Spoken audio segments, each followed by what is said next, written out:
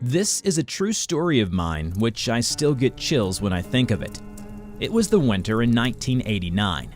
I was 15 back then.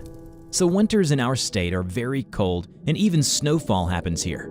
So my friend John had invited me over to a party at his house that night. I didn't want to go, but all of our friends would be there, so I decided to go. It was so cold that I wore a sweater and 2 overcoats. I set out for his house, which was around a mile from mine. So on the way, I saw a girl. She would have been around the same age as me. She was very attractive and was wearing a little old-fashioned clothes.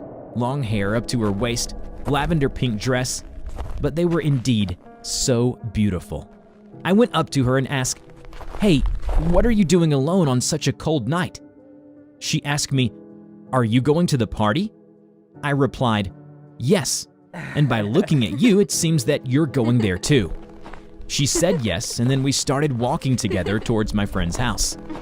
I haven't seen her before, but again, I only just came here a year ago, so it could be that I just never came across her before.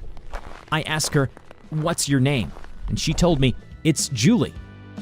There were quite a lot of people at the party. So in the party, everyone seems not to know her. They thought she was my friend. I did not deny it. She had a very charming personality, and she was with one group a moment and then the other group the next moment. Everyone liked her. But when the food and drinks were served, I noticed that she didn't eat or drink anything. As for me, I ate heartily and drank a couple of sips too. So it was time for me to go home as it was midnight.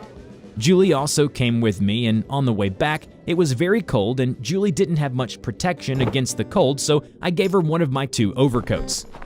We walked a few more steps and then I asked her, "I'll drop you off. Where do you live?"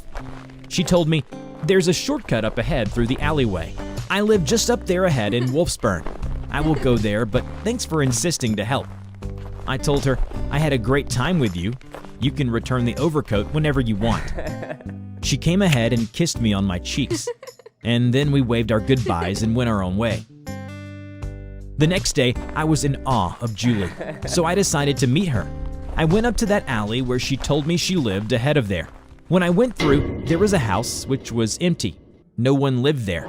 It seemed like it was empty for years. Had Julie played a joke? I went up ahead and there lived the Taylor family. I went to their house and asked, "Does someone named Julie live anywhere near?"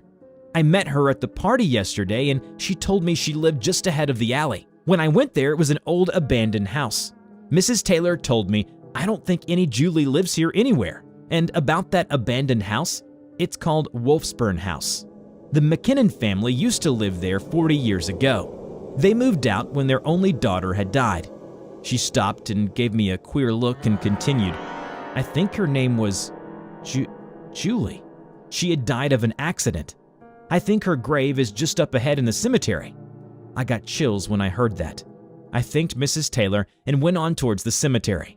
There were a lot of graves, but it didn't take me long to find Julie's, and it was carved Julie McKinnon, 1933 to 1949. With us one moment, taken the next. Gone to her creator, gone to her rest.